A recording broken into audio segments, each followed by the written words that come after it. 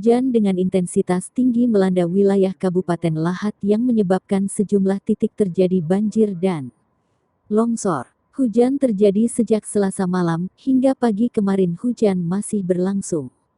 Pantauan ada beberapa titik terjadi banjir dan longsor cukup parah, yakni di Desa Keban Agung Kecamatan Mulak Sebingkai dan Desa Tanjung Sirih Kecamatan Pulau Pinang Kabupaten Lahat. Hujan yang cukup lebat membuat kami harus mengungsi karena rumah tergenang banjir, ungkap Aris warga setempat dilansir dari Lahat.